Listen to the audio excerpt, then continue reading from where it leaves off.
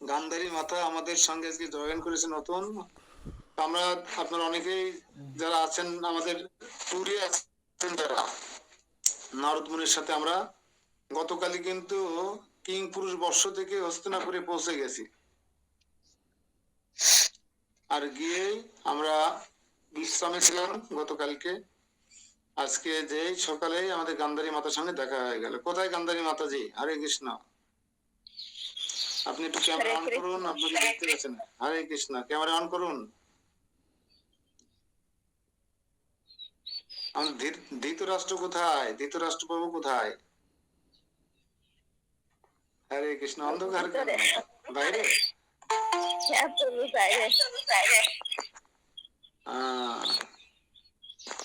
তো মাতাজি আমাদের এই মন্দিরের পাশে, বেশি দূরে নয়, গাবখালী গ্রামে ওনার শ্বশুর বাড়ি। প্রভু প্রশান্ত না প্রভুর নাম? প্রশান্ত। প্রশান্ত প্রভু দুইজনেই প্রসাদ পাচ্ছেন। দুটো অত্যন্ত ফুটফুটি দুটো মেয়ে ওনাদের, ভালো সবাই মোটামুটি। মাতাজি আমাদের ক্লাসের এই নিত্যং ভাগবতম সেবা ক্লাসের নাম, মানে প্রতিদিন ভাগবত কথা সেবা করলে কি হয় এই ক্লাসে যারা আছে তারা মোটামুটি বুঝতে পারে। তো আপনাকে আমাদের এই ক্লাসের পক্ষ থেকে, সকলের পক্ষ থেকে সুস্বাগতম জানাই এবং কৃষ্ণ প্রীতি এবং শুভেচ্ছা জ্ঞাপন করি। এবং সবাই আপনার জন্য, আমরা আপনার পরিবারের জন্য আমরা দুহাত তুলে একটু প্রার্থনা করবো যাতে আপনার সঙ্গে আমরা করতে পারি। সবাই দুহাত তুলে একটু প্রার্থনা করি মাতাজির জন্য। হরে কৃষ্ণ কৃষ্ণ কৃষ্ণ হরে হরে, হরে রাম রাম রাম হরে হরে। যারা নতুন ঢুকেছেন আপনাদের অবগতির জন্য জানাচ্ছি, আমরা আছি যে বৃহৎ ভাগবত অমৃত শ্রীমৎ সনাতন গোস্বামী প্রভুপাদ প্রণীতম এবং পরবর্তীকালে প্রভুপাদ শ্রীমৎ ভক্তি রত্ন গোস্বামী বাংলায় অনুবাদকৃত গ্রন্থ অধ্যয়ন করছি। সেই সুবাদে আমরা নারদ মুনি আছে এখানকার, আমাদের টিম লিডার, আমাদের তীর্থগুরু সে নারদ মুনি আমাদের সঙ্গে আছে। নারদ মুনির সঙ্গে আমরা পরিক্রমা করছি। ইতিমধ্যে আমরা ত্রিবেণী থেকে দক্ষিণ ভারত থেকে স্বর্গ থেকে আমরা গিয়েছিলাম কোথায়?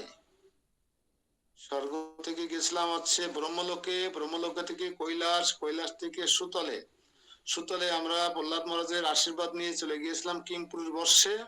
সেই কিমপুরুষ বর্ষে আমরা দীর্ঘ কয়েকদিন থাকলাম। থাকার পরে এখন হনুমানের কৃপায় আমরা এখন চলে এসেছি পঞ্চ পাণ্ডবদের রাজ্যে, যেখানে সর্বদা কৃষ্ণ ভক্তের সেবা করেন, ভগবান যেখানে ভক্তের সেবা করেন। আমরা এতদিন শুনে এসেছি ভক্ত ভগবানের সেবা করে, এখন হনুমানের শ্রী মুখে শ্রবণ করলাম যে ভগবান ভক্তের সেবা করে, ড্রাইভিং করে, হ্যাঁ, দূতের কাজ করে, যুদ্ধে সহযোগিতা করে, মন্ত্রীর দায়িত্ব পালন করে, কত দায়িত্ব পালন করছে ভক্তদের পরমেশ্বর ভগবান শ্রীকৃষ্ণ। সেই কথা শুনে সেই দাপরের পরমেশ্বর ভগবান শ্রীকৃষ্ণকে দর্শন করবার জন্য এবং তার প্রিয় ভক্ত পঞ্চপাণ্ডব, কুন্তি মাতা সহ সবাইকে দর্শন করবার আগ্রহ নিয়ে আমরা এখন হস্তিনাপুরে চলে এসেছি, গান্ধারী মাতার রাজ্যে। হয়তো গান্ধারী মাতার সঙ্গে দেখা হয়ে গেল, সেই গান্ধারী মাতা না হলে এই গান্ধারী মাতা। আমরা এখানেই ছিলাম মোটামুটি। এখন আমরা দেখি হস্তিনাপুরে আমাদের দর্শন করে, নারদ মুনিকে দর্শন করেই দেখুন ধর্মরাজ যুধিষ্ঠির কি করছেন, সিংহাসন ছেড়ে উঠে দাঁড়িয়ে গেছেন। যখনই দ্বারপাল এর সঙ্গে কথা হচ্ছে নারদ মুনি এসেছে, এই কথা শ্রবণ করেই অন্দর মহলে যে রাজধানী, সেই হস্তিনাপুরের যে রাজধানী রাজা যুধিষ্ঠির মহারাজ সিংহাসন ছেড়ে দাঁড়িয়ে গেছেন। পঞ্চ পাণ্ডবেরা, দ্রৌপদী, সুভদ্রা সবাই নারদ মুনিকে বরণ করবার জন্য সঙ্গে সঙ্গে ফুলের মালা, ফুল, প্রদীপ, ধূপ ইত্যাদি নিয়ে তারা মানসিকভাবে প্রস্তুত হয়ে গেছেন। হ্যাঁ, এই আমরা গিয়েই আমরা পঞ্চপাণ্ডবদের দর্শন করব। আমরা এখন দ্বারে আছি। আমাদের একটা রাজ্যে প্রবেশ করতে গেলে আমাদের গেটম্যানের সাথে কথাবার্তা বলা লাগে না, এত লোক যাচ্ছি, সিকিউরিটির ব্যাপার স্যাপার আছে, আমরা সেই অবস্থায় আছি আমরা এখন। দেখি এখন তা আমি জানি কালকে আমার কারেন্ট বাবু, বিদ্যুৎ বাবু হেঁটে হেঁটে চলে গেছে, আর আসেনি। কে যেন বলছিল যে প্রভু বিদ্যুৎ বাবুর পা আছে নাকি, হেঁটে হেঁটে চলে গেছে। এই জন্য আমরা আজকে পঞ্চম অধ্যায় শ্রী পরীক্ষী সুবাদ তত্র শ্রী নারদ হর্ষ ভরাক্রান্ত সনতমন কুরুদেশম গত ধাবন রাজ্যধানম পরিবষ্টম তাবত কস্যাপি জাগস্য বিপৎপাতস্য বামিষাৎ কৃষ্ণমাৎসর্য পশ্যামিতি মন্ত্রয়াতস্য কৈয়ঃ ধর্মরাজেন তদারি তথা প্রাপ্ত মহামুনিম নিঃসম্য ভাতৃর্ভিমাত্রা পত্নীভি চ সহোত্থিতম। অনুবাদ। শ্রী পরীক্ষিত বলিলেন, অনন্ত শ্রী নারদ হর্ষ ভরে আক্রান্ত হইয়া নিত্য করিতে করিতে কুরুদেশ গমন করিলেন এবং দ্রুত গতিতে রাজা যুধিষ্ঠিরের রাজধানীতে প্রবেশ করিলেন। তৎকালে ধর্মরাজ যুধিষ্ঠির আত্মীয় বর্গের সহিত মন্ত্রণা করিতেছিলেন। মন্ত্রণা মানে কি? সলা পরামর্শ, মানে রাজকার্য পরিচালনা করছিলেন। যে কোন যজ্ঞ বা বিপদপাতের ছলে শ্রীকৃষ্ণকে আনায়ন করিয়া দর্শন করিব, কিন্তু ইত্যবসরে দ্বারপালের মুখে দ্বার দেশে মহামুনি শ্রী নারদের আগমন বার্তা শ্রবণ করিয়া তাহার অভ্যর্থনার জন্য ধর্মরাজ স্বয়ং ও মাতা পত্নী ও ভাতৃবর্গের সহিত উঠিয়া দাঁড়াইলেন। তা কি পরামর্শ হচ্ছিল বুঝতে পেরেছেন? আর আমরা কি পরামর্শ করি? আমরা রাজা হলে বা একটা মন্দিরের প্রধান হলে কিংবা একটা প্রতিষ্ঠানের প্রধান হলে আমরা চিন্তা করি যে ওকে কিভাবে ঘায়ল করব, একে কিভাবে শায়েস্তা করব, হ্যাঁ, ওকে কিভাবে বাদ দেবো। আর এখানে যুধিষ্ঠির মহারাজ তার আত্মীয় বর্গের সঙ্গে পরামর্শ করছেন যে আমরা একটা যজ্ঞ করব, যে কোনো একটা যজ্ঞ করব এবং সেই যজ্ঞে চলে আমরা কৃষ্ণকে আনবো আমাদের রাজধানী হস্তিনাপুরে। এরকম যখন আলাপ আলোচনা করছিলেন, তা ভালো হয়, তা ভালো হয়। অনেক মন্ত্রী বর্গ বা অন্য যারা আমাত্য বর্গ আছেন, শুভাকাঙ্ক্ষীরা বলছেন ঠিক আছে, এটা ভালো হয়, খুব ভালো চিন্তা, ভালো প্রস্তাব। এমন যখন আলাপ আলোচনা হচ্ছিল, হঠাৎ করে দ্বারদেশে সিংহ দরজায় কোলাহল শুনতে পেলেন এবং শুনতে পেলেন দ্বারপালের কাছে যে স্বয়ং ব্রহ্মার মানুষ পুত্র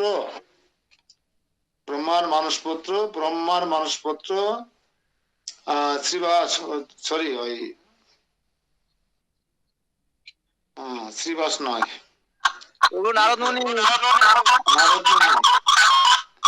নারদ মুনি এবং তা সে আবার এই নিত্যং ভাগবতম সেবায় ক্লাস থেকে আরো 40-50-55 জন নিয়ে কীর্তন করতে করতে, নৃত্য করতে করতে হস্তিনাপুরের রাজধানীর দিকে প্রবেশ করছেন। আর এই সংবাদ পাওয়া মাত্রই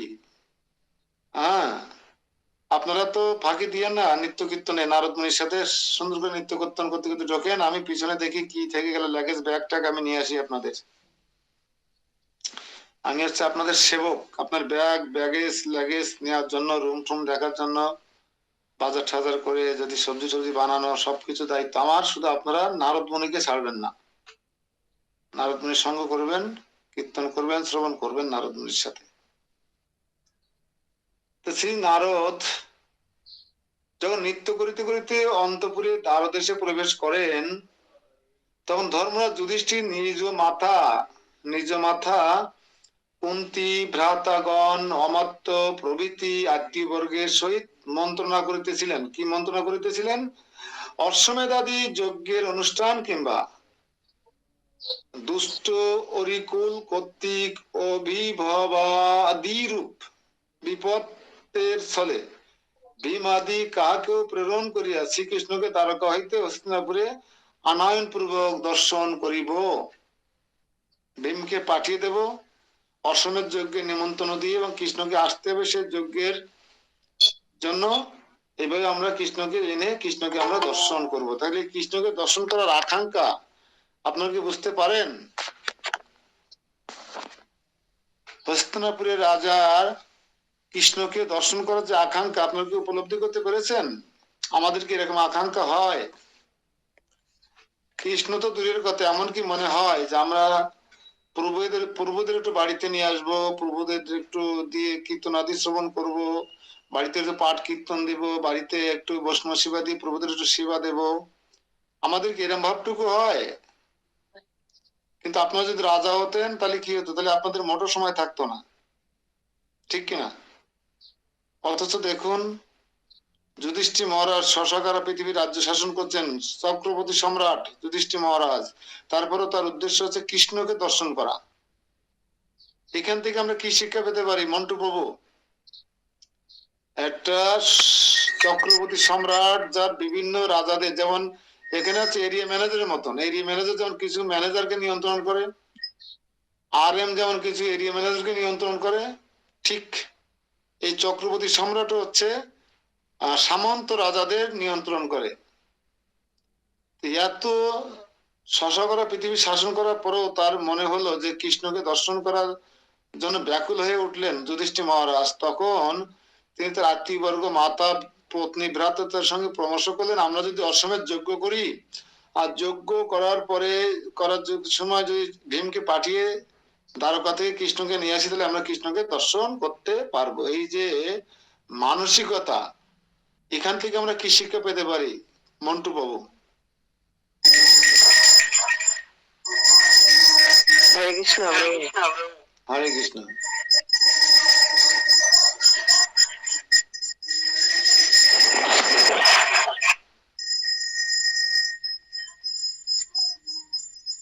বলেন। আমরা পেতে পারি যে ভগবান তো ভগবানই, ভগবানের উপরে তো আর কেউ হতে পারে না। ভগবান, আমার প্রশ্নটা বুঝতে পারেননি হয়তো আপনি। আমার প্রশ্ন ছিল হচ্ছে, হস্তিনাপুরের চক্রবর্তী সম্রাট যুধিষ্ঠির মহারাজ এত বড় ব্যস্ত দায়িত্ব পালন করার পরও কৃষ্ণকে দর্শন করার জন্য ব্যাকুল হয়ে কৃষ্ণকে কিভাবে তার রাজধানীতে আনবে সেই কলা কৌশল নিয়ে আলোচনা করছেন। এখান থেকে আমরা কি শিক্ষা পেতে পারি?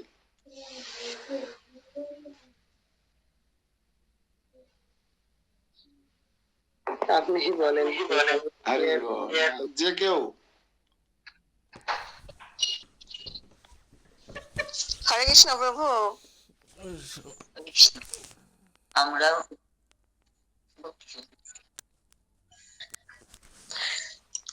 প্রভু বলো। না প্রভু, প্রভু আমার মনে হয় যে আমরা যে যত বড়ই হই না কেন, আমাদের স্তর যত বড়ই উপরে হোক না কেন, আমাদের যত ব্যস্ততায় থাকুক না কেন, আমাদের চরম উদ্দেশ্য হওয়া উচিত মানে ভগবানকে দর্শন করা, ভগবানের সেবা করা। এটা মনে হয়। আমরা যে যে পদে যে যে অবস্থায় থাকি না কেন, যে কোনো অবস্থাতে আমাদের উচিত কৃষ্ণকে দর্শন করার আকাঙ্ক্ষা থাকা, স্প্রিয় থাকা, পিপাসা থাকা, কৃষ্ণ সেবা, কৃষ্ণকে ভালোবাসা, কৃষ্ণকে দর্শন করার আকাঙ্ক্ষা আমাদের থাকা উচিত। আমরা যে যে অবস্থায় থাকি না কেন, আর আমাদের কখনো মনে করা উচিত নয় যে আমি রাজা, আমি মন্ত্রী, আমি চেয়ারম্যান, আমি MP, আমি অমুক, আমি তমুক, আমি স্বামী, আমি মাস্টার, এরকম দেহাত্মকা বুদ্ধি যেন আমাদের কখনো না আসে। তাহলে কিন্তু কৃষ্ণকে দর্শন করার আকাঙ্ক্ষা আসবে না। তখন দেখতে ইচ্ছে করবে, আমি যদি রাজা হই তাহলে আমার রানীকে দেখতে ইচ্ছে করবে। হ্যাঁ, এই জন্য আমি তো স্বরূপে আসলে রাজা নই, আমি স্বরূপে কে? কৃষ্ণের নিত্য দাস। তাহলে আমি যদি চক্রবর্তী সম্রাট হয়ে যাই, তারপরেও আমার উচিত হবে আমার আমার যে পরিচয় সেটা স্মরণ রাখা, যে আমি চক্রবর্তী সম্রাট হয়েছে, কৃষ্ণ আমাকে কৃপা করে এই দায়িত্ব অর্পণ করেছেন, কিন্তু আমি হচ্ছে কৃষ্ণের নিত্য দাস।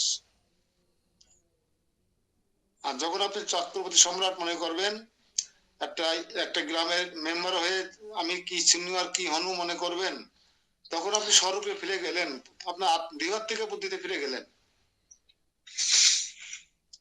তাহলে দেহার থেকে বুদ্ধি কি আর স্বরূপে আমার স্থিতি কি, এটা আমাদেরকে মনে রাখতে হবে। স্বরূপের স্থিতি হচ্ছে, লিখে রাখুন একটু, স্বরূপের স্থিতি সমান সমান বা ড্যাশ দিয়ে, স্বরূপের স্থিতি মানে খাতা কলম ধরুন কৃপা করে। স্বরূপের স্থিতি, স্বরূপের স্থিতি, আমি রাজা নই, আমি প্রজা নই, আমি অদ্বৈত ভগবান দাস নই, আমি ভগবানের ক্ষুদ্রাতি ক্ষুদ্র অংশ, হ্যাঁ, আমি আত্মা। এটা হচ্ছে আমার স্বরূপের স্থিতি। আর বৃহত্তিক বুদ্ধি কি? বৃহত্তিক বুদ্ধি হচ্ছে আমি চেয়ারম্যান, আমি মেম্বার, আমি মাস্টার, আমি স্বামী, আমি গায়ক, আমি পাঠক, আমি মন্ত্রী। এগুলো হচ্ছে বৃহত্তিক বুদ্ধি। এই বৃহত্তিক বুদ্ধিতে থাকাকালীন সময় কখনো কৃষ্ণের প্রতি প্রীতি জন্মাবে না, কৃষ্ণের দর্শনের প্রতি পিপাসা বা আগ্রহ জন্মাবে না। হ্যাঁ, জন্মাবে বৃহত্তিক বুদ্ধিতে দেহের সাথে সম্পর্ক, যে সমস্ত আত্মীয় বর্গ তাদের দর্শন করার জন্য মন ব্যাকুল হয়ে উঠবে। মেয়েটা যদি 6 মাস না আসে ম্যাচ থেকে বাড়িতে, কেমন লাগে? ছেলেটা যদি 1 বছর পরে মালয়েশিয়া থেকে বাড়ি আসে বা সিঙ্গাপুর থেকে, কেমন লাগে? এটা হচ্ছে বৃহত্তিক বুদ্ধি। হরে কৃষ্ণ। হরে কৃষ্ণ। হম, স্বরূপের স্থিতি, স্বরূপের স্থিতি আমি স্বরূপের স্থিতি আমি দেহ, স্থূল দেহ নয়, আমি কৃষ্ণের নিত্য দাস। কৃষ্ণ আমার মনিব, আমি তার দাস। এটা হচ্ছে স্বরূপের স্থিতি। তাহলে আমার মনিব যদি বাড়ি না থাকে আমার ভালো লাগবে? আমার বেতন ভাতা কে দেবে? আমার জামা কাপড়, খাদ্য, বস্ত্র কে দেবে? আমার ওষুধ পত্র কে দেবে? আমাকে কে দেখবে মনিব যদি না থাকে? এই জন্য মনিবকে দেখা বা মনিবের কাছে যাওয়া বা মনিবকে দর্শন করা, মনিবের সেবা করার প্রতি আমাদের তীব্র আকাঙ্ক্ষা থাকা উচিত। সে আকাঙ্ক্ষা কেমন হবে? অন্য অভিলাষিতাম শূন্যম।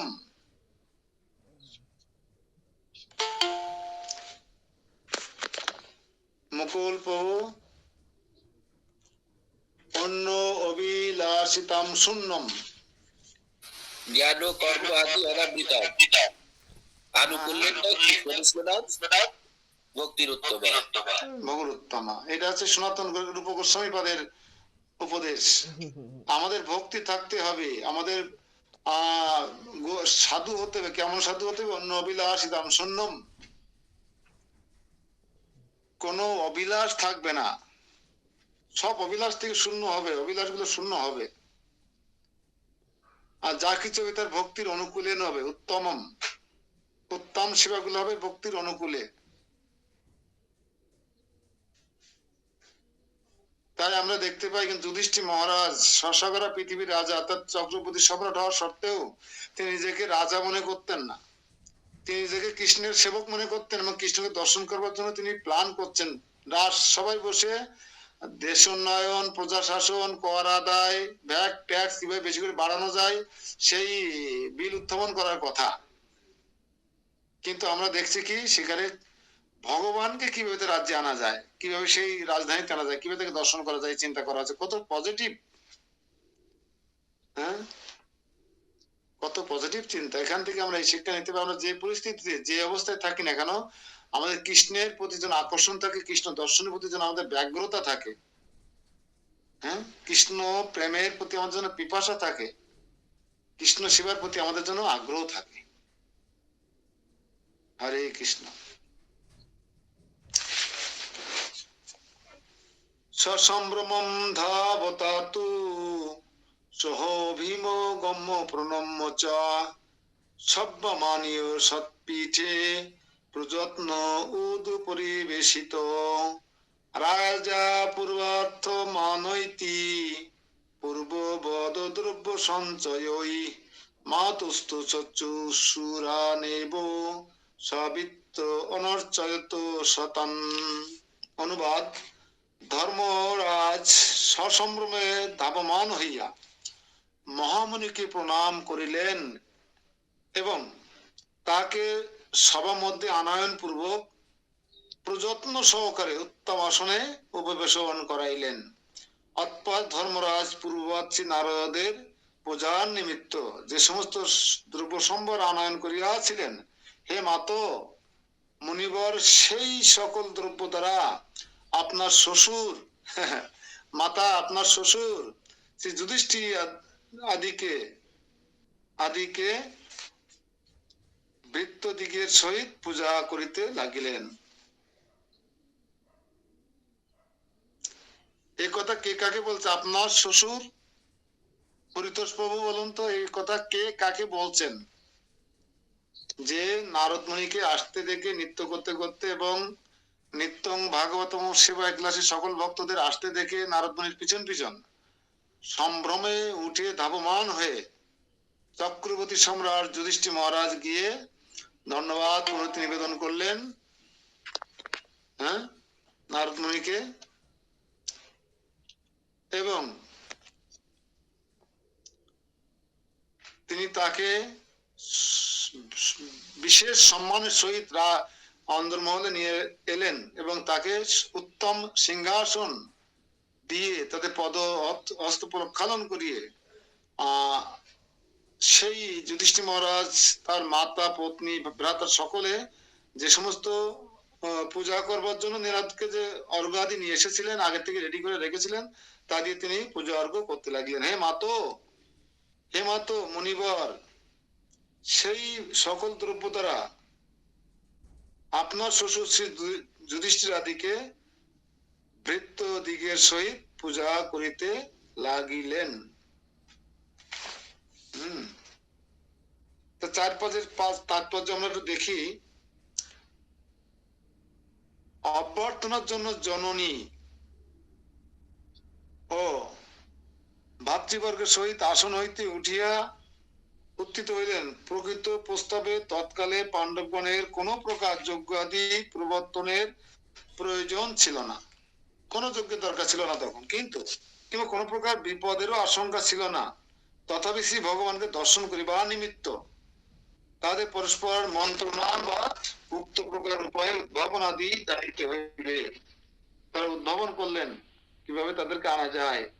আরো ধ্বনিত হচ্ছে যে তাদের অশ্বমেধাদি যজ্ঞের অনুষ্ঠান বা আপদ সমূহের শ্রীকরণ আদি ব্যাপারে কেবল শ্রীকৃষ্ণকে দর্শন করিবার নিমিত্ত, অতএব পূর্বোক্ত প্রকারের আপদ সমূহ 2 প্রকার। কতগুলি আপদ জগতে তাদের মহিমা বিজ্ঞাপনের জন্য ভগবত প্রেরিত, আর কতগুলি আপদ তাদের ইচ্ছাকৃত, অর্থাৎ শ্রী ভগবানকে দর্শন করিবার নিমিত্ত নিজেরা সৃষ্টি করিয়া থাকেন। এই তো স্তরে কিন্তু অন্য ভক্ত সম্বন্ধে তা এইরূপ আপদ সমূহের কথা প্রচ্ছন্ন রহিল। তাহলে দেখুন, আপদ কয় প্রকার? 2 প্রকার। একটা হচ্ছে নিজেদের সৃষ্টি আপদ, হ্যাঁ, আর একটা হচ্ছে কতগুলি আপদ হচ্ছে তাদের ইচ্ছাকৃত এবং অর্থাৎ শ্রী ভগবান দর্শন করিবার নিমিত্ত।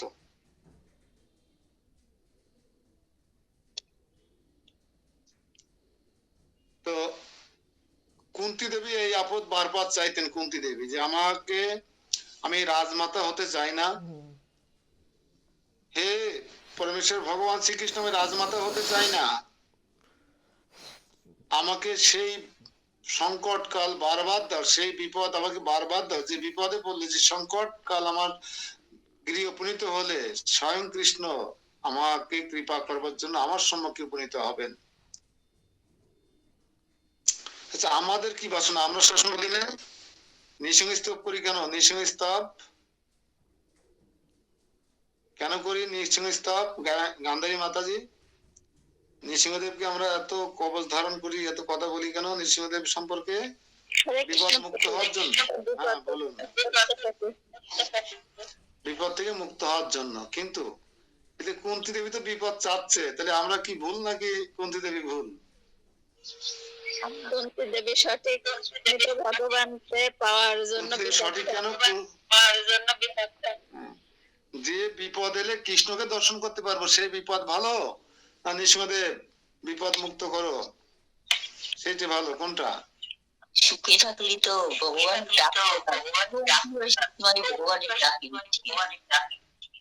সোজা কথা হচ্ছে, যে বিপদে আমি পড়লে কৃষ্ণ আমাকে দর্শন দেবে, আমার সেই বিপদ বারবার আসুক। কিন্তু দেখুন, আমাদের কিন্তু এর মনোভাব হয়? কোনোদিন হয়েছে কারো?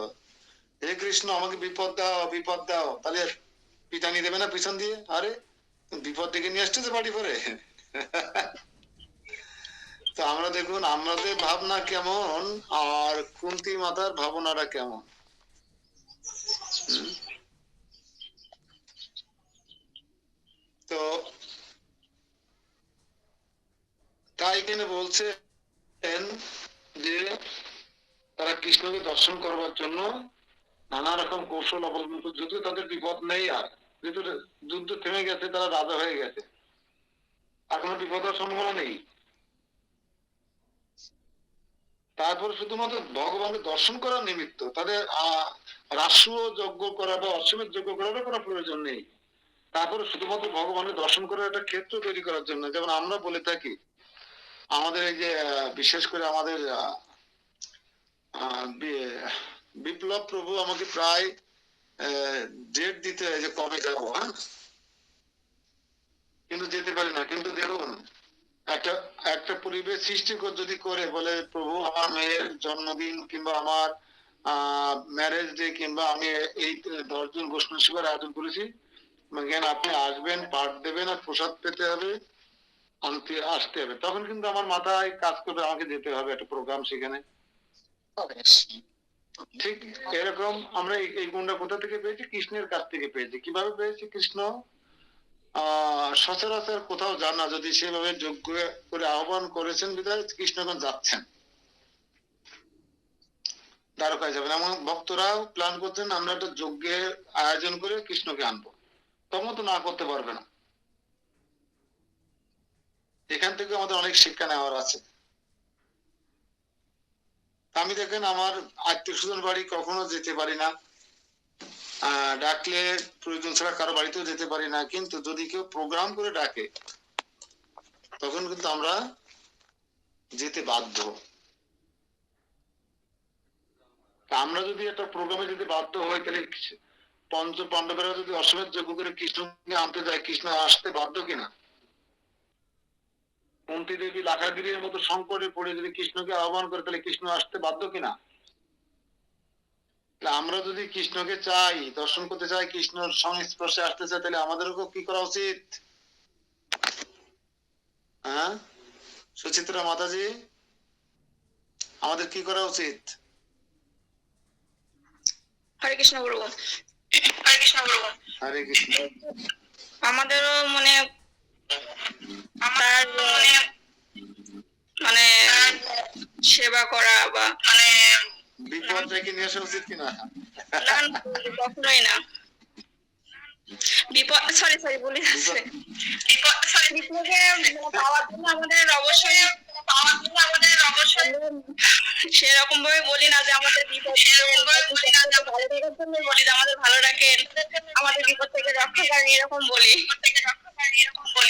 আমি ক্লাস করি, ষোলমালা জব করি, আমাদের একটু ভালো ধন সম্পদ দেন, হ্যাঁ আমি আমাদের সুস্বাস্থ্য বজায় থাকুক। কিন্তু আমরা তো কখনো বলি না যে আমাদের বিপদ দেন। তাহলে কুন্তী দেবী ভুল না, কুন্তী দেবী সঠিক। তাহলে আমরা কুন্তী দেবীকে গুরু মানি না কেন? কুন্তী দেবী শিক্ষা গ্রহণ করি না কেন? এই জন্য কুন্তী দেবী শিক্ষা নামে একটা গ্রন্থ আছে, কুন্তী দেবী শিক্ষা। ঠিক আছে, সবাইকে কুন্তী দেবী শিক্ষা গ্রহণ করা উচিত। তাহলে সংসারে যারা মনে করেন যে কষ্টে আছি, বিপদে আছি, সংসারে জ্বালায় আছি, এরকম মনে হবে না। আপনারা কি কুন্তী দেবীর থেকেও বেশি কষ্টে ছিলেন, আছেন?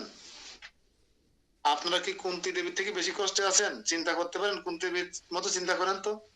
সে কুমারী বয়সে মা হতে বাধ্য হলো, তাহলে তার বিপদ শুরু হয়ে গেল কিন্তু। এবং অল্প বয়সে সন্তান প্রসব করার বেদনা সহ্য করতে পারবে না, তাই তিনি সূর্যদেবের কাছ থেকে বর চেয়ে নিলেন। কর্ণের জন্ম হয়েছিল কিভাবে জানেন কেউ? কর্ণের জন্ম কান দিয়ে, তাই তার নাম কর্ণ, যাতে তার কুমারী মেয়ের কষ্ট না হয়, সতীত্ব নিয়ে প্রশ্ন না ওঠে। আমার সন্তান কখনো, এই সদ্য জন্ম নেওয়া সন্তানকে আপনারা কেউ ফেলে দিতে পারবেন, ছেড়ে দিতে পারবেন? গঙ্গায় বা নদীতে ভাসিয়ে দিতে পারবেন? তাও দিতে বাধ্য হয়েছিলেন।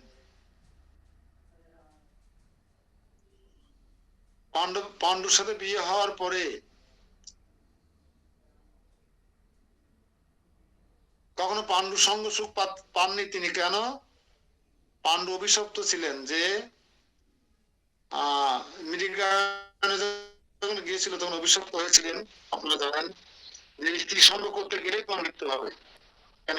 স্ত্রী সঙ্গ করার অবস্থায় একজন মুনিকে তিনি হত্যা করেছিলেন, ভুল করে তাকে তীরবিদ্ধ করেছিলেন। তাই তিনি অভিশাপ দিয়ে গেছিলেন যে তুমিও যখন স্ত্রী সঙ্গ করতে যাবে তখন তোমার মৃত্যু হবে। স্বামীর মৃত্যু কেউ চায় সঙ্গ করতে গিয়ে? যে কারণে কুন্তী দেবী এই কাজ করতেন না, স্বামী সঙ্গ করতেন না। তাহলে কুন্তী দেবীর সুখ ছিল কোথায়? তখন মাদ্রি চলে আসলো, দ্বিতীয় স্ত্রী মাদ্রি, তাই তো? মাদ্রি তো নকুল সহদেবের মা। সতীন চলে আসলো ঘরে, এসে একটা কটাক্ষ করে বাসর ঘরে চলে গেলেন। কিন্তু মাদ্রির অসাবধানতা জনিত কারণে, স্ত্রীরা সাবধান না হলে পতির পতন হয়, তার প্রমাণ হচ্ছে কুন্তী দেবী, পাণ্ডু আর মাদ্রি। বিশাল বড় শিক্ষা এখানে। যদি স্ত্রীরা সাবধান না হয়, পতির প্রতি স্ত্রীদের যদি সেই রকম না থাকে, তাহলে বুঝতে হবে পতির পতন হবে।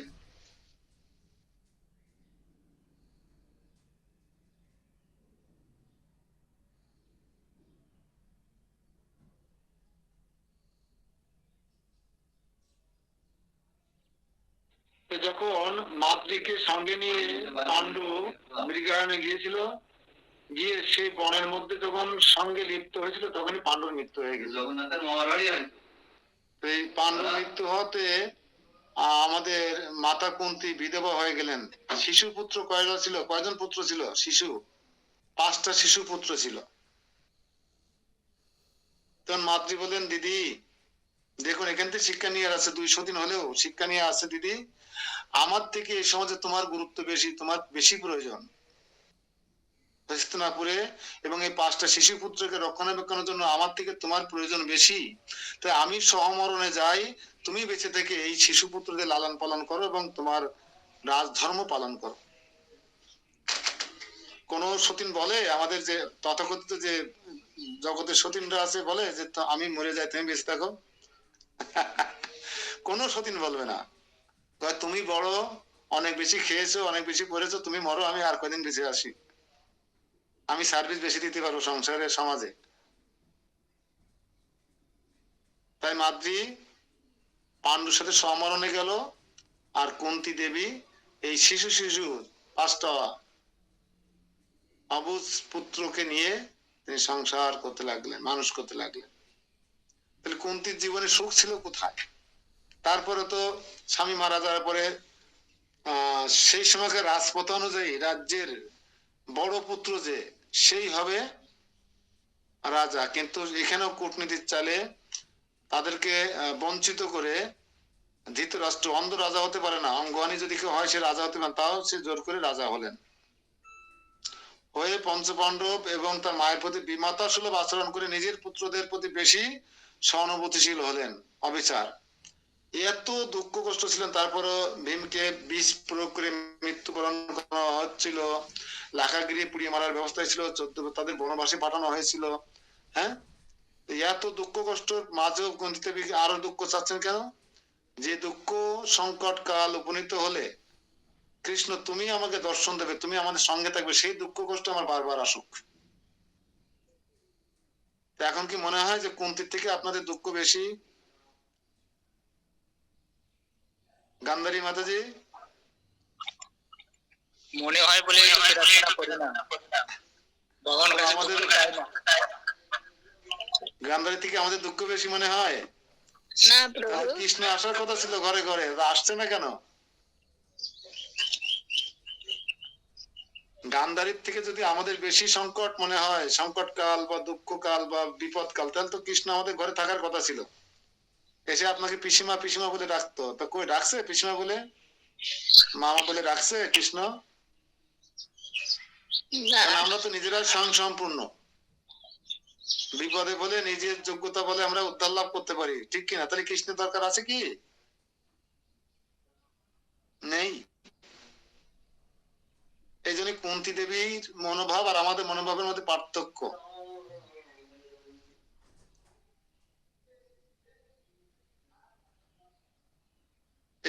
কুন্তী দেবী শিক্ষা গ্রন্থটা পড়তে হয়, তাহলে আমরা সংসারে যত বড় আঘাত আসুক না কেন আমার প্রতি, যত বড়ই আমার প্রতি অবিচার হোক না কেন, যত বড় সংকট কাল উপনীত হোক না কেন, আমি যেন কৃষ্ণকে আহ্বান করতে পারি সেই সংকট কালে, কুন্তী দেবীর কাছে আমরা শিক্ষা গ্রহণ করতে পারি। ঠিক আছে না? হরে কৃষ্ণ। ছোটবেলা আমরা কিছু করছি তো এটা কৃষ্ণের স্মরণে কেন যাবো? আমাদের মনে হয় আমরা তার জন্য তো কৃষ্ণের স্মরণে যেতে চাই না আমরা। হ্যাঁ, আমরা তো সবাই দেহার থেকে বুদ্ধিতেই আছি। আমার ছেলে আর আমি করেছি বলে এত ধান পেয়েছি, হ্যাঁ, আমার ছেলে আর আমি এত কষ্ট করেছি তাই এই বাড়িটা করতে পেরেছি, কৃষ্ণ দেয়নি, সব আপনি করেছেন, আমি করেছি। এই মনোভাব পরিহার করতে হবে, সব কৃষ্ণের। একটা গাছে যদি লাউ হয় তাহলে মনে করবেন যে আপনার যোগ্যতায় হয়নি, কৃষ্ণ দিয়েছেন তাই হয়েছে। কিন্তু আমরা এত ছেঁচড়া, এই সনাতন ধর্মের লোক, সমস্ত কৃতিত্ব আমার। এই লাউ গাছটা যদি আমি না লাগাতাম তাহলে লাউ হতো, আমি যদি যত্ন না করতাম তাহলে এত বড় লাউ হতো, আমি যদি মাছা না দিতাম তাহলে এত বড় লাউর মাছা হতো। তার মানে কৃষ্ণের কোনো অবদানে, সব অবদান আপনার। এই মনোভাব কখন আসবে? যখন আমরা দেহার থেকে বুদ্ধিতে থাকবো। তাহলে আমরা কোন বুদ্ধিতে আছি সবাই?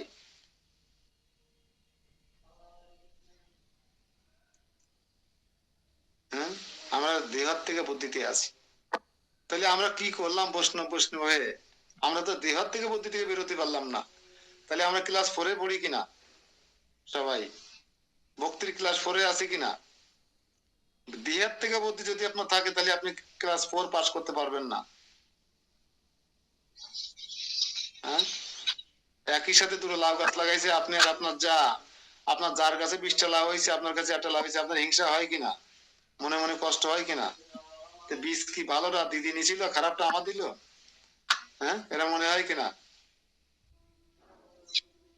এরা থাকলে আপনি ক্লাস 4 পাস করতে পারবেন না।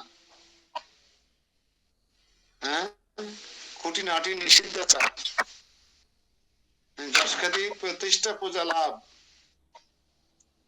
হ্যাঁ, মন লোক মোহ মদ মাৎসর্য, অন্নগত প্রাণ জনিগত মন মন্দ ভাগ্য কলো প্রিয়, হ্যাঁ, এই সমস্ত গুণগুলো না দোষগুলো? এগুলো গুণ না দোষ? এতক্ষণ যেগুলো বললাম এগুলো দোষ না গুণ? দোষ। এই দোষগুলো আমাদের থাকা ভালো না না থাকা ভালো? না থাকা ভালো, না থাকা ভালো। নেই কার মধ্যে? হাত উঁচু করবেন, সেই একটু কথা বলা দরকার নেই, হাত উঁচু করেন শুধু ডিজিটালি যে আমার মধ্যে নেই এই দোষগুলো, তাহলে আপনি ক্লাস 4 পাস।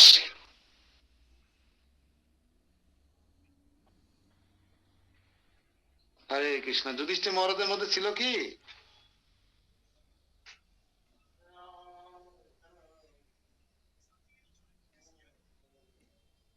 হরে কৃষ্ণ। তো এই হচ্ছে আমাদের যুধিষ্ঠির মহারাজ, আমরা এখন সেখানে আছি।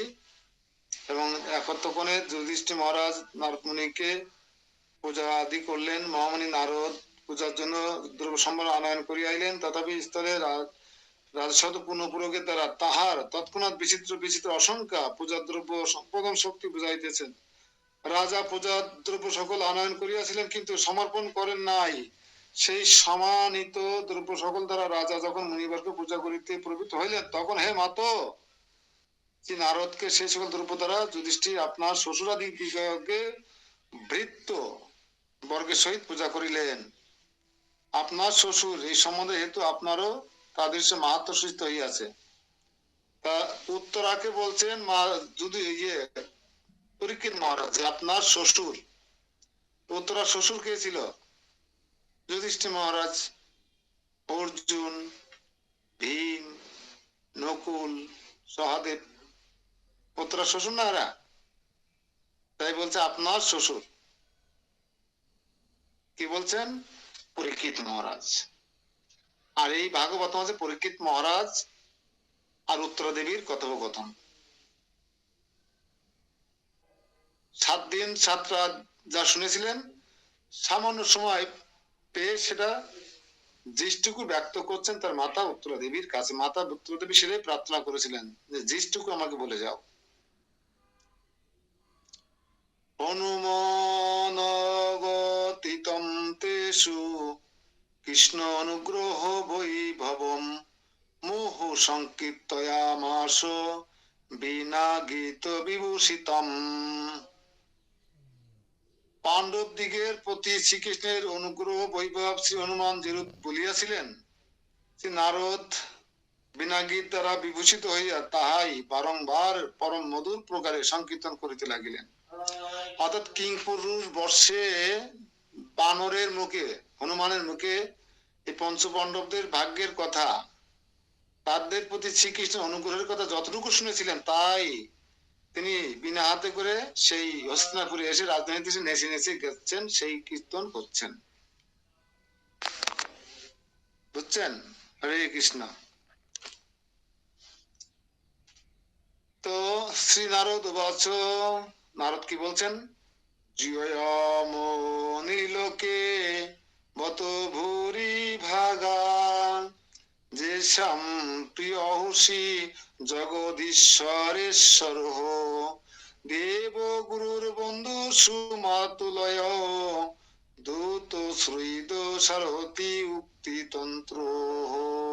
অনুবাদ: শ্রী নারদ বললেন গানের সুরে সুরে, এই নরলোকে আপনারাই ভূরি ভাগ্যবান, কারণ জগদীশ্বর গণের ঈশ্বর শ্রীকৃষ্ণ তিনি আপনাদিগের প্রিয় ইষ্ট দেবতা, গুরু, বান্ধবগণের মধ্যে মাতুলয় দূত সারথি সুহৃদ ও আজ্ঞাধীন সেবক। বাহ! যেভাবে শুনেছিলেন নারদ মুনি হনুমানের কাছে, সেভাবে গান গাচ্ছেন, গীত পরিবেশন করছেন। কি বলছেন? যে পঞ্চ পাণ্ডবদের বলছেন, তোমরাই নরলোকে, তোমরাই বা আপনারাই ভূরি ভাগ্যবান। পঞ্চ পাণ্ডবদের উদ্দেশ্য বলছেন। কেন? জগদীশ্বরেরও ঈশ্বর যে শ্রীকৃষ্ণ, তাই শ্রীকৃষ্ণকে জগদীশ্বরেরও ঈশ্বর চিন্তা করা যায়। সে আপনাদের অত্যন্ত প্রিয়। সেই শ্রীকৃষ্ণ জগদীশ্বরেরও ঈশ্বর যিনি, সেই শ্রীকৃষ্ণ আপনাদের অত্যন্ত প্রিয়, আপনাদের ইষ্ট দেবতা, আপনাদের গুরু, আপনাদের বান্ধবগণের মধ্যে কি মামাতো ভাই, আপনাদের দূত, আপনাদের সারথি রথের, আপনাদের সুহৃদ এবং আপনাদের আজ্ঞাবাহী সেবক। আপনারা যা আদেশ করেন তাই শোনে। ঈশ্বরের ঈশ্বর, জগদীশ্বরের ঈশ্বর যিনি, তিনি ভক্তের আজ্ঞা পালন করেন। এবার বুঝতে পেরেছেন? প্রথমে শুরুতে যে কথা বলেছিলাম, কেন হনুমানের থেকেও পঞ্চপাণ্ডবতা সৌভাগ্যবান, আর হনুমানের প্রহ্লাদ মহারাজ থেকে হনুমান সৌভাগ্যবান, আবার শিবের থেকেও বেশি সৌভাগ্যবান হচ্ছে প্রহ্লাদ মহারাজ, আবার ব্রহ্মার থেকে বেশি সৌভাগ্যবান হচ্ছে শিব, ভগবান শিব। হ্যাঁ, আবার ব্রহ্মার আগে আমরা কোথায় গিয়েছিলাম? স্বর্গে। ইন্দ্রদেবের থেকে আবার ব্রহ্মার সৌভাগ্যবান। আবার দক্ষিণ ভারতের পুণ্যবান রাজার থেকে আমরা দেখেছি ইন্দ্রদেব সৌভাগ্যবান। আবার আমরা দেখেছি যে ত্রিবেণীতে, প্রয়াগের ত্রিবেণীতে সেই বিপ্রবার ব্রাহ্মণ থেকে দক্ষিণ ভারতের সেই পুণ্যবান রাজা আরো সৌভাগ্যবান। তাহলে আমরা যত এগোচ্ছি সামনে, তত সৌভাগ্যবানের সন্ধান পাচ্ছি, ঠিক কিনা?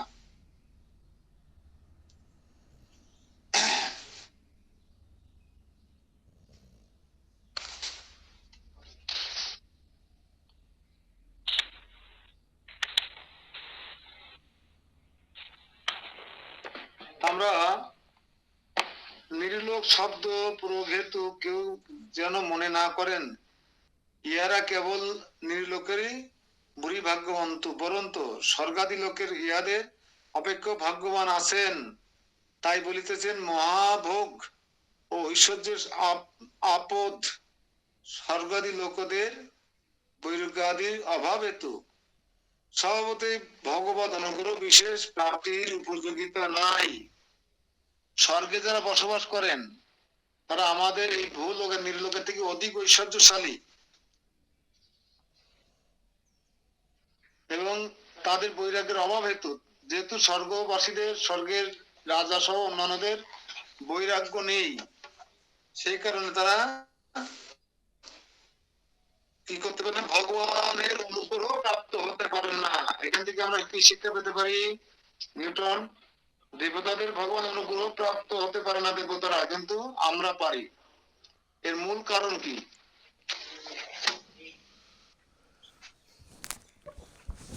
নিউটন,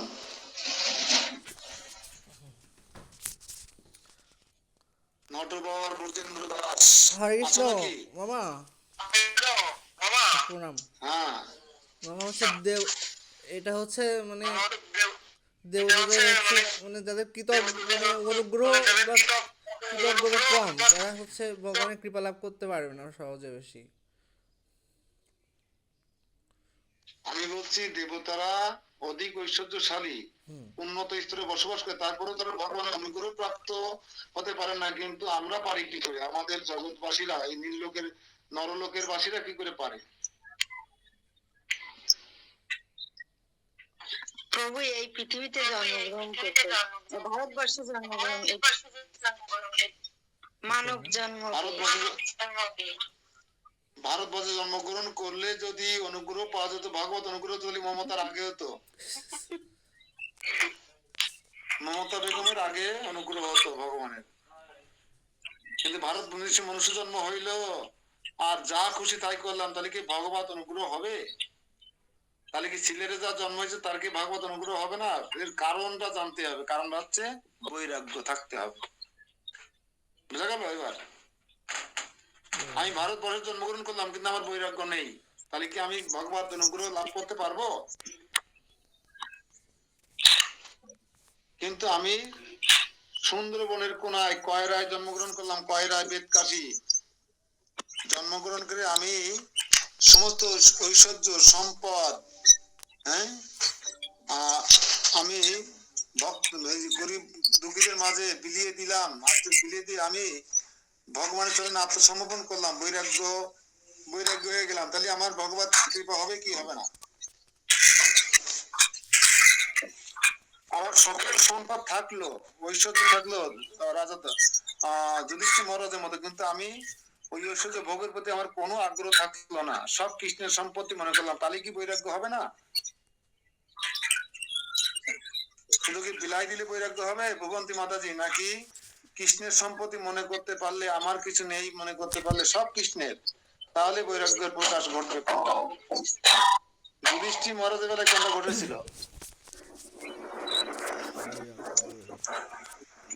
প্রভু আমরা যদি মনে করি যে আমরা যদি মনে করি তাহলে তা ব্যাগে করে টাকা নিয়ে আসেন, তো আবার ফেরত নিয়ে যান, রেখে তো যান না আমাদের কাছে যে আমার এই সব কৃষ্ণের, তা কৃষ্ণের সম্পত্তি আমি কেন বয়ে বেড়াবো? প্রভু আপনার কাছে রাখেন, বলেছেন কোনোদিন? সবসময় হয় না, তাল গাছটা আমার, বুঝছেন, তাল গাছটা আমার, সব বুঝি, তাল গাছটা আমার। তাই যদি মনে হয় যে সব সম্পত্তি কৃষ্ণের, তো ব্যাগে করে যেগুলো নিয়ে আসেন তা রেখে যেতেন কৃষ্ণের মন্দিরে, যে প্রভু এগুলো বয়ে নিয়েছি কৃষ্ণের সম্পত্তি, তো পরের সম্পত্তি আমি কেন বয়ে বেড়াবো, আপনাদের কাছে রেখে গেলাম, হয় নাকি এরকম? প্রভু হবে না, হবে না। হ্যাঁ, একটু আগে তো বললেন সব সম্পত্তি কৃষ্ণের, তা আবার বৈরাগ্য দরকার কি? এখানে আমরা একটা প্রশ্ন নিতে পারি। হরে কৃষ্ণ, যাক মজার ছলে বললাম, আমরা এখানে একটা প্রশ্ন নিতে পারি যে ভগবত অনুগ্রহ প্রাপ্তির উপায় কি? প্রশ্ন, ভগবত অনুগ্রহ প্রাপ্তির উপায় কি?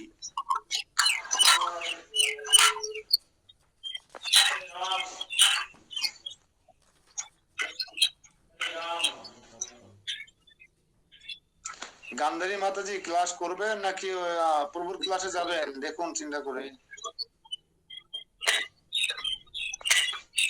এই প্রশ্নটা লেখেন সবাই। ভগবত অনুগ্রহ প্রাপ্তির উপায় কি? উত্তর,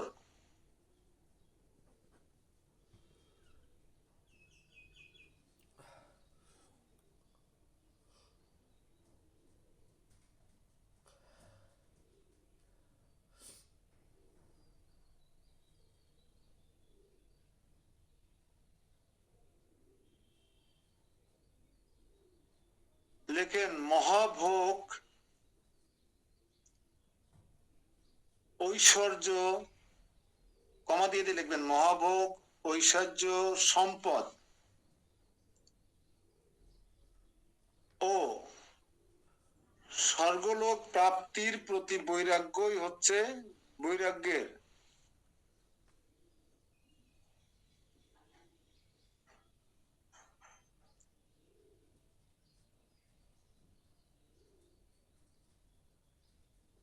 স্বর্গলোক প্রাপ্তির প্রতি বৈরাগ্যই হচ্ছে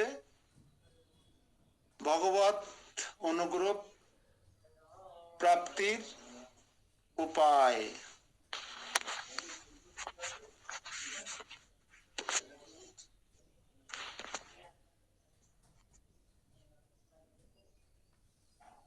সুব্রত বাবু, আরেকটু আগে আসা যায় না?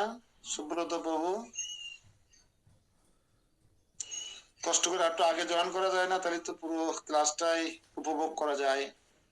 আপনি তো পরমান্ন সময় চলে এসেছেন, কিন্তু মাঝে যে চিলি পনির, কাশ্মীর পনির বাদ পড়ে গেল। সুব্রত বাবু কোথা থেকে জয়েন করেন?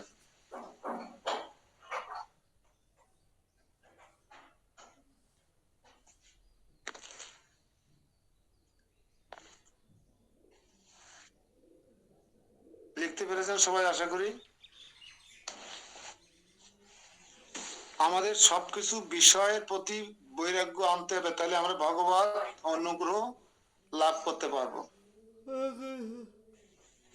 যেমন শশকরা পৃথিবীর সম্রাট যুধিষ্ঠির মহারাজ অতুল ঐশ্বর্যের সম্পদের, হ্যাঁ, পদের, ক্ষমতার কেন্দ্রবিন্দুতে থেকেও তার সে ছিলেন কৃষ্ণগত প্রাণ, তার কৃষ্ণগত প্রাণ, কৃষ্ণকে দর্শন করার ব্যাকুলতা তাকে পেয়ে বসেছিল।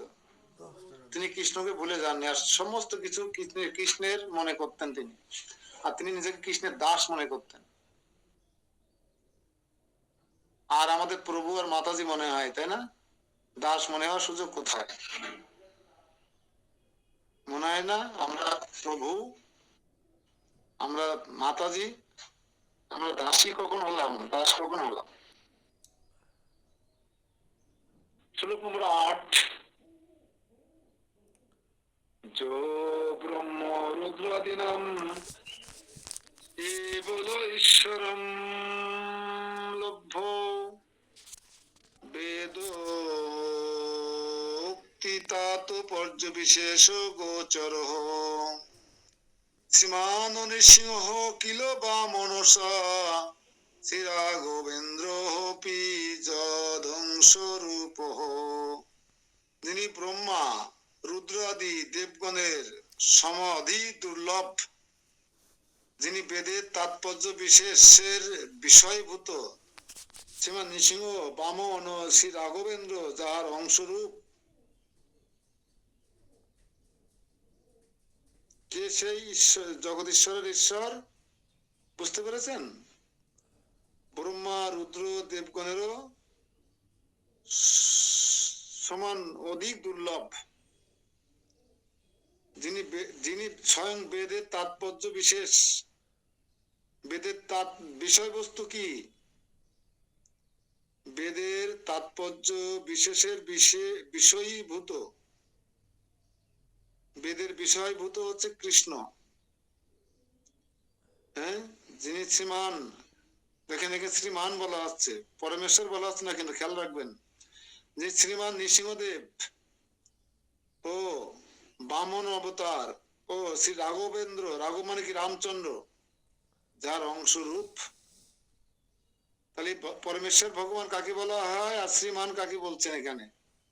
পরমেশ্বর ভগবান কি সব ভগবানের বলে লাগানো যায়? পরমেশ্বর ভগবান বামনদেব, পরমেশ্বর ভগবান মৎস্য অবতার, পরমেশ্বর ভগবান নৃসিংহদেব, পরমেশ্বর ভগবান রামচন্দ্র বলা যাবে না। ভগবান রামচন্দ্র, ভগবান বামনদেব, ভগবান নৃসিংহদেব। আর এখানে এখানে তো বলছেন যে শ্রীমান নৃসিংহদেব, শ্রীমান বামনদেব, শ্রীমান রাঘবেন্দ্র, যাহার অংশ রূপ। তাহলে পরমেশ্বর হচ্ছে কৃষ্ণ, আর সব হচ্ছে ঈশ্বর। ঈশ্বর আর পরমেশ্বর, অংশ আর পূর্ণ। মনে থাকবে তো? হরে কৃষ্ণ।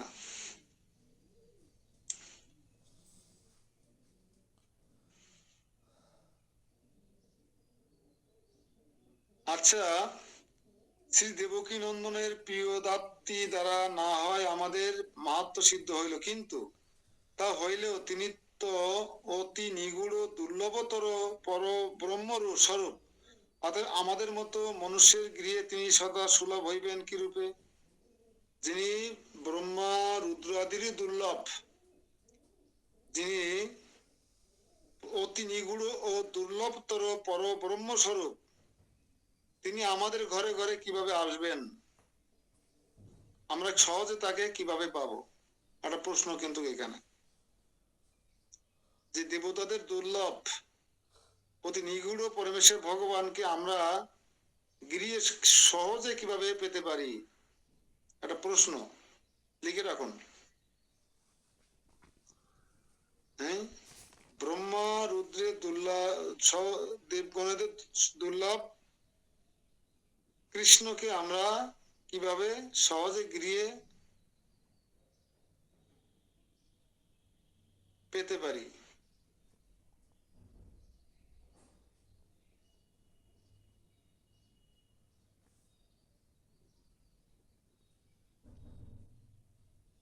প্রভু প্রশ্নটা আবার বলেন। ইহা দ্বারা হ্যাঁ, প্রশ্ন হচ্ছে পরমেশ্বর ভগবান শ্রীকৃষ্ণ অতি নিগুড় পরম ব্রহ্ম রূপে, অতি নিগুড় পরম ব্রহ্ম স্বরূপ কৃষ্ণকে আমরা সহজে গৃহে কিভাবে লাভ করতে পারি?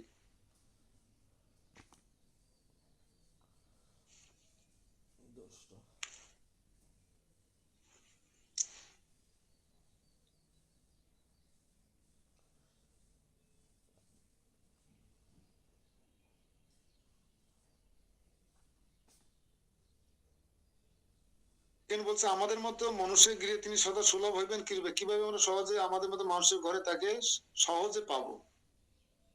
প্রশ্ন হচ্ছে এরকম সহজ প্রশ্ন। আমরা একটু পড়ি, উত্তর পরে নেব। অতএব ইহা দ্বারা বোঝা যাইতেছে যে আপনি আমাদের অতি স্তুতি করিতেছেন। এই প্রকার প্রশ্নের আশঙ্কা করিয়াছেন নারদ। প্রথমত শ্রী দেবকী নন্দনের পরম দুর্লভ আদিত্য প্রদর্শন করিতেছেন, যিনি ব্রহ্মা রুদ্রাদি দেবগণেরও সম অধিক দুর্লভ। কেন? তিনি কেবল বেদ বাক্য তাৎপর্য বিশেষের বিষয়ভূত, কিন্তু সাক্ষাৎ ভিত্তিতে নয়। অর্থাৎ তিনি বেদ বাক্য সমেত তাৎপর্য ভিত্তি দ্বারা ব্রহ্মাদির অনুভবের বিষয় হয়েন, কিন্তু সাক্ষাৎ ভিত্তিতে বেদের অগোচর। কৃষ্ণ এখানে আমরা বোঝা উচিত যে কৃষ্ণ হচ্ছে বেদের অগোচর, আবার বেদ হচ্ছে কৃষ্ণ, আর বলেছে কৃষ্ণ হচ্ছে বেদের অগোচর। তাই যারা বেদের মাধ্যমে ভগবানকে জানতে চাইবে, তারা সাক্ষাৎ ভগবান শ্রীকৃষ্ণের কে দর্শন করতে পারবে না, কিন্তু তারা কৃষ্ণকে অনুভব করতে পারবে। ব্রহ্মা শিব আদি যেভাবে অনুভব করে সে অনুভব করতে পারবে, সাক্ষাৎ দর্শন করতে পারবে। সাক্ষাৎ দর্শন করতে গেলে কি হবে? কারণ সাক্ষাৎ বৃত্তিতে ভগবান শ্রীকৃষ্ণ বেদের অগোচর। কারণ বেদ বাক্য সকলের অতর্নিত স্বনক্রমে ব্রহ্মবৎ চিন্মাত্র সত্তায় পর্যবসিত হয়, কঠিন কঠিন শব্দ। পরন্তু ওই দেবকী নন্দন শ্রীকৃষ্ণ পরম মধুর সচ্চিদানন্দ স্বরূপ। পরমেশ্বর ভগবান শ্রীকৃষ্ণ স্বরূপ কে? স্বরূপ কেমন? সচ্চিদানন্দ। আর একটা প্রশ্ন, যে ভগবানের স্বরূপটা হচ্ছে কেমন? ভগবানের স্বরূপ হচ্ছে সচ্চিত আনন্দ, ঘন স্বরূপ। সচ্চিত আনন্দ ঘন স্বরূপ। ব্রহ্মের ন্যায় চিন্মাত্র সত্তা নয়েন, ব্রহ্ম কি উপলব্ধি করতে হয় না দেখা যায়? মিলন ঘোষ প্রভু, পরম ব্রহ্ম কি উপলব্ধি করতে হয় না দেখা যায়?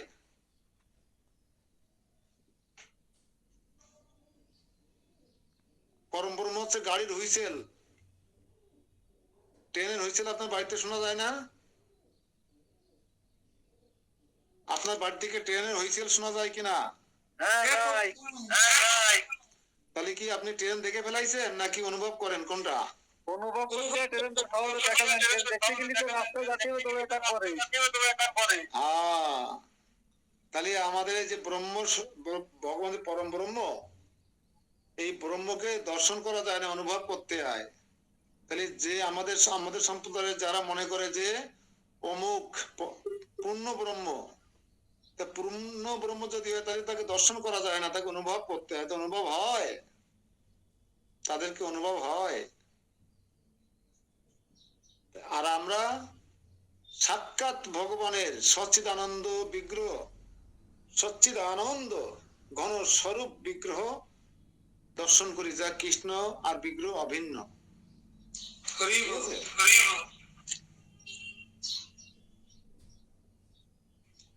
প্রশ্নটা কি ছিল আমাদের?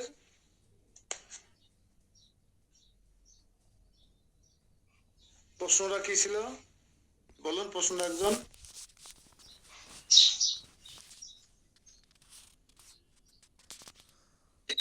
মামা হচ্ছে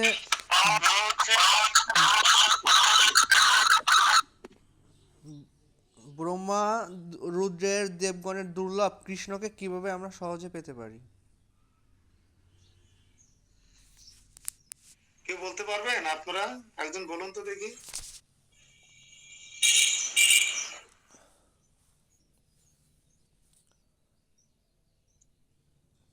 বলেন একজন। আরে এত মহাত্মাদের বাড়িতে ঘুরে নিয়ে আসছি, তা বুঝতে পারছেন না?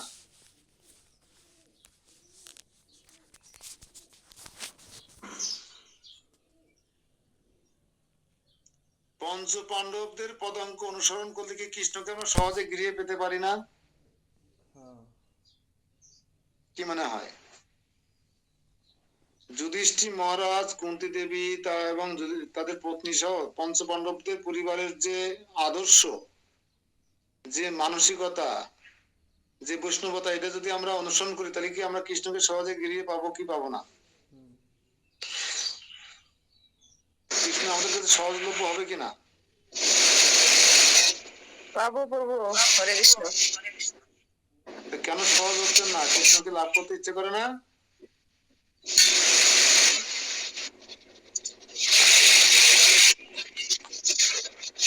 করে প্রভু, কিন্তু আমাদেরকে যুধিষ্ঠির মহারাজের মতো নিষ্কিঞ্চন হতে হবে। হ্যাঁ, আর একটা বলেছিলাম কি যেন, নিষ্কিঞ্চন। লেখেন নিষ্কিঞ্চন।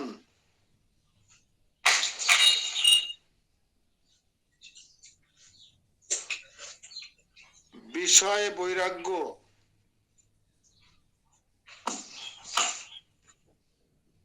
নিষ্কিঞ্চন কমা নিষ্কিঞ্চন সেবা লিখতে পারেন। নিষ্কিঞ্চন সেবা, বিষয়ের প্রতি বৈরাগ্য,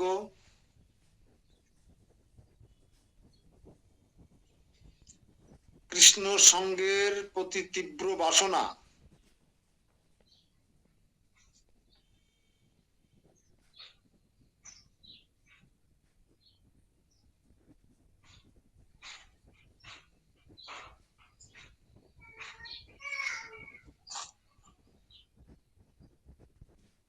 অন্য অভিলাষিতাম শূন্যম,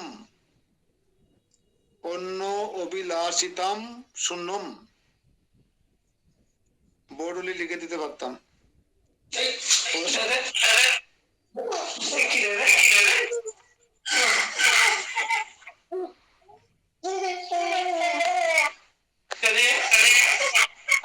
আনমিউট আছে কার মোবাইল দেখে?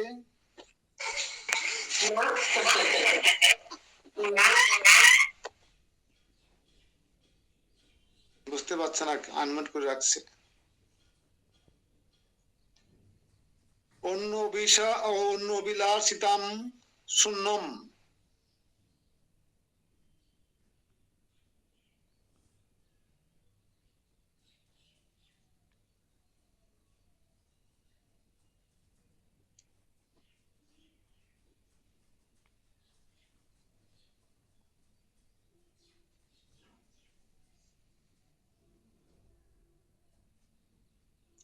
এবং সদ্গুরুর কৃপা হলে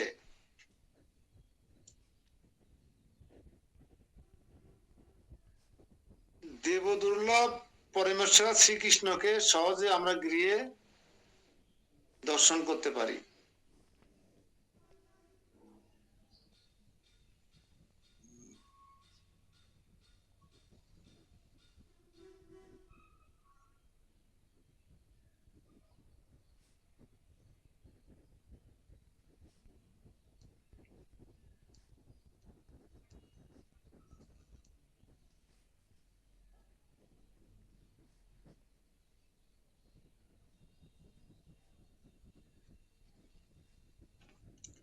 আর একটা প্রশ্ন দেব এখানে আপনাদের, এটা যদি লেখা হয়ে যে থাকে,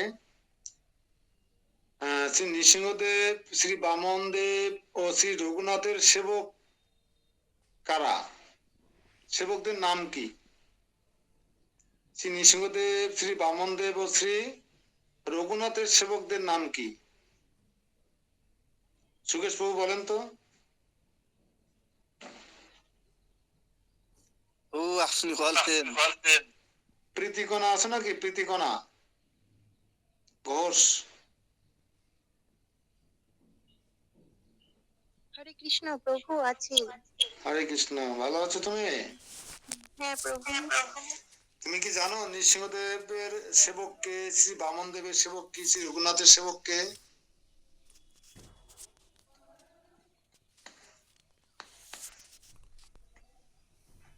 না প্রভু। শতাব্দী বলতে পারবে? শতাব্দী। হরে কৃষ্ণ। বামন দেবের সেবক কে? আমরা তো জানি, হয়তো আমরা এইভাবে বুঝতে পারছি। হরি বল।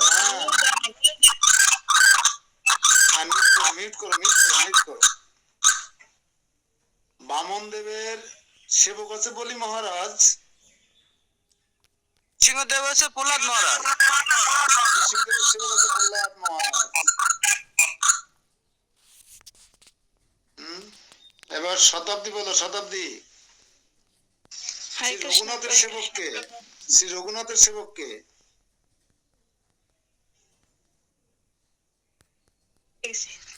হনুমান। হ্যাঁ? হনুমান। হরি বল। এই তো আমাদের এই প্রশ্নটা কেন দিলাম, অনেক সময় আমরা বুঝতে পারি না, তাই স্মরণে থাকে না, অনেকে বলতে পারছি না, এত সহজ একটা প্রশ্ন। হ্যাঁ, রাম ভক্ত হনুমান। তা রঘুনাথ কে? রামচন্দ্র। হ্যাঁ বলো। আমিও তো গুলিয়ে ফেলবি, আসলে তো জানা ছিল। জানা ছিল, কিন্তু একটু প্রশ্নটা ঘুরিয়ে বলেছি তো। হ্যাঁ। তাহলে আমরা প্রশ্নটা নিয়ে রাখি। আর কৃষ্ণের সেবককে, এবার প্রশ্নের উত্তর দেবে অপরূপা। শ্রীকৃষ্ণের সেবককে? অপরূপা। পঞ্চপাণ্ডব। পঞ্চপাণ্ডব। হরি বল। এই তো খুবই সুন্দর সুন্দর উত্তর আসছে। আমরা কেন শ্রীকৃষ্ণের সেবক হতে পারছি না? পঞ্চপাণ্ডবরা শ্রীকৃষ্ণ সেবক হয়ে গেল, আমরা কি করলাম তাহলে? তাপসী বিশ্বাস। পঞ্চপাণ্ডবরা যদি শ্রীকৃষ্ণের সেবক হয়, তাহলে গৌরাঙ্গ মহাপুরুষ সেবক কে?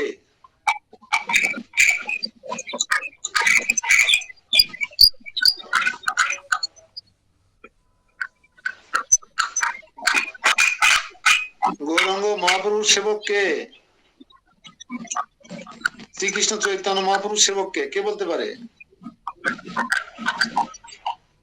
গান্ধারী মাতাজি বলতে পারবেন? গৌরাঙ্গ মহাপ্রভুর সেবক কে? না প্রভু। কেন? শোনো শোনো নিত্যানন্দ, হরিদাস প্রভু হরিদাস সর্বত্র আমার আজ্ঞা করহ প্রকাশ, প্রতি ঘরে ঘরে গিয়া ও করো এই শিক্ষা, বলো কৃষ্ণ ভজ কৃষ্ণ পর কৃষ্ণ শিক্ষা। তাহলে মহাপ্রভু সেবককে হরে কৃষ্ণ প্রভু নিত্যানন্দ প্রভু নিত্যানন্দ প্রভু আর একজন আছে, আর হরিদাস ঠাকুর। আমাদের সরকার মাতাজি বলেছিল হরিদাস ঠাকুরের কথা, আর ভুবন্তী মাতাজি বললেন নিত্যানন্দের কথা। কারণ এখানে আমরা কলিযুগে অনেক অপর কৃপা লাভ করেছি গৌরাঙ্গ মহাপ্রভুর। আমরা যারা কৃষ্ণ, মিউট করুন কারণ মিউট আছে, আমরা যারা কৃষ্ণ ভাবনা প্রচারের সঙ্গে যুক্ত, প্রতি ঘরে ঘরে গিয়া করো এই ভিক্ষা, বলো কৃষ্ণ ভজ কৃষ্ণ করো কৃষ্ণ শিক্ষা। আমরা প্রতি ঘরে ঘরে গিয়ে যারা কৃষ্ণ নাম প্রচার করছি তারাই মহাপ্রভুর সেবক। হরি বল। তাহলে মহাপ্রভুর সেবক অসংখ্য কিনা? অসংখ্য সেবক, হাজার হাজার না লক্ষ লক্ষ সেবক আছে মহাপ্রভুর। একমাত্র মহাপ্রভুর সেবক লক্ষ লক্ষ। শ্রীমৎ জয়প্রতাপ স্বামী গুরু মহারাজ কি মহাপ্রভুর সেবক নয়? ওই দেহে থেকে কিভাবে কৃষ্ণ ভাবনা প্রচার করছে কিনা, নিতাইয়ের আবেশ অবতার বলা হচ্ছে তাকে, ওনাকে। আপনারা যারা কৃষ্ণ ভাবনা প্রচার করছেন আপনারা কি মহাপ্রভুর সেবক নন? হ্যাঁ, স্বরূপ দামোদর রায়, রামানন্দ, অদ্বৈত আচার্য, এনারা কি মহাপ্রভুর সেবক নন? মাধবী, শিখি মাইতি, এরা কি মহাপ্রভুর সেবক নন?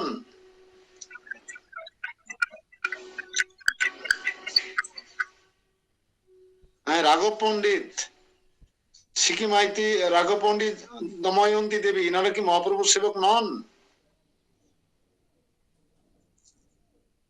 তাহলে মহাপ্রভুর অগণিত সেবক।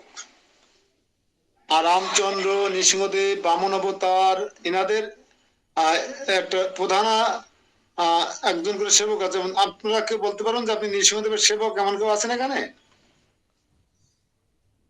বামন অবতারের, কোন বামন অবতারের সেবকের নাম বলি মহারাজ ছাড়া বলতে পারবেন আর কেউ যে অমুক বামন অবতারের সেবক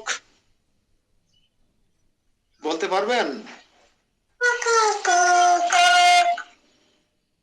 কিন্তু মহাপ্রভুর সেবক আপনারা সবাই। কেন? আপনারা কম বেশি কৃষ্ণ ভাবনা প্রচারের সঙ্গে যুক্ত আছেন। কিভাবে? যেমন আমাদের বিপুল প্রভু কাউকে একটা জপের মালা দিচ্ছেন, কাউকে একটা গীতা দিচ্ছেন, কাউকে একটা নামট্য বই দিচ্ছেন, কাউকে এই লিঙ্ক দিয়ে তাকে এই কৃষ্ণ ভাবনায় যুক্ত করছেন। এটা কি কৃষ্ণ ভাবনা প্রচার নয়?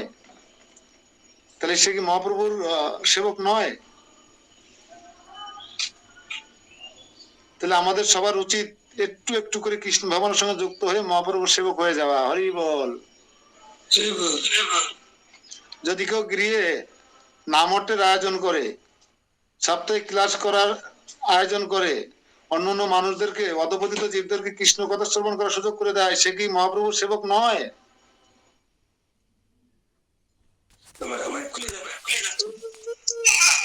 আমরা অতি সহজে মহাপ্রভুর সেবক হতে পারি, অতি সহজে। আপনি একটা গীতা প্রচার করুন, আপনি একটা নামট্য প্রচার করুন, আপনি একটা জপমালা কাউকে বলে বুঝিয়ে তাকে জপমালা দিয়ে জপ করান, কাউকে একাদশী করান, একাদশী মাহাত্ম্য বইটা দেন, একাদশী চার্টটা দেন, মন্দিরে নিয়ে আসেন, দর্শন করান, সাধু সঙ্গ করান, এই ক্লাসে যুক্ত করালেই তো সে মহাপ্রভুর সেবক হয়ে যেতে পারে। এটা আমাদের পক্ষে খুব কঠিন কিছু? কত সহজে কলিযুগে আমরা মহাপ্রভুর সেবক হওয়ার সুযোগ পেয়েছি। চিন্তা করতে পেরেছেন কখনো এইভাবে কোনোদিন? এই সম্পর্কে আমরা সুনীল দাদার কাছে একটা মন্তব্য শুনতে চাই যে আমরা কলিযুগে এত সুযোগ পেয়েছি, এত সহজে মহাপ্রভুর সেবক হওয়ার সুযোগ পেয়েছি। আর প্রহ্লাদ মহারাজকে কত পরীক্ষা দিতে হয়েছিল, কত কষ্ট করতে হয়েছিল। বলি মহারাজকে কত কষ্ট করতে হয়েছিল, তাকে নাক পাশে বেঁধে রাখা হয়েছিল। হনুমানকে কত কষ্ট করতে হয়েছিল মহাপ্রভু তার প্রভুর সেবা করার জন্য। অন্য পর্বত নিয়ে আসতে হয়েছিল। হ্যাঁ, তারপরে তাকে লঙ্কায় লম্পতি যেতে হয়েছিল, লঙ্কায় লেজে আগুন ধরিয়ে দেওয়া হয়েছিল লঙ্কাপুরীকে ধ্বংস করার জন্য। লাস্টে লেজের আগুন নেভাতে পারছিল না, গালের মধ্যে পুড়িয়ে দিয়ে মুখটা কালো হয়ে গেল। তাহলে তাদের তাদের সেবা সহজ ছিল আমাদের মতন?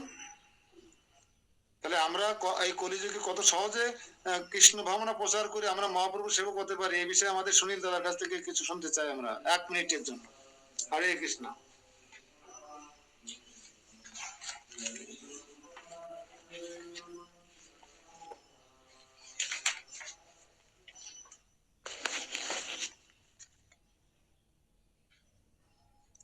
আছেন দাদা, আছেন, কে বলবেন? আমরা এত সহজে মহাপ্রভুর সেবা করার সুযোগ পেয়েছি, এই সম্পর্কে মন্তব্য বা আমাদের এই সৌভাগ্য সম্পর্কে সামান্য মন্তব্য।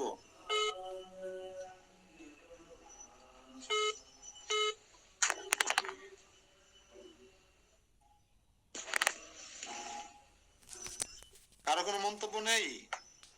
কোনো প্রশ্ন নেই? হরে কৃষ্ণ মামা হরে বলতেছে কৃষ্ণ।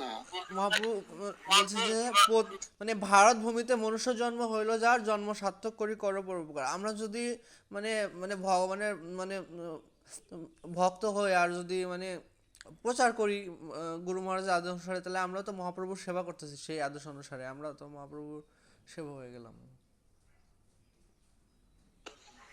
যারা এই অধপতিত জীবের জন্য কিছু না কিছু করছেন, সে কৃষ্ণ নাম দিয়ে হোক, নাম অট্ট প্রচার করে হোক, একটা গীতা প্রচার করে হোক, ধরেন আপনি প্রচার করতে পারেন না বা আপনি পাঠ দিতে পারেন না, আপনি কীর্তন করতে পারেন না, বাজাতে পারেন না, তাই বলে কি মহাপ্রভুর সেবা করতে পারবেন না? অবশ্যই পারবেন।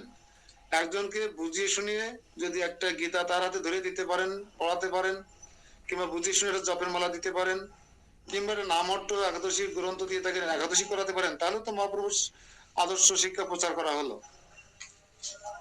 অতি সহজ। আপনারা আশা করি আজকের এই বিষয়টা শ্রবণের পরে অবশ্যই আপনারা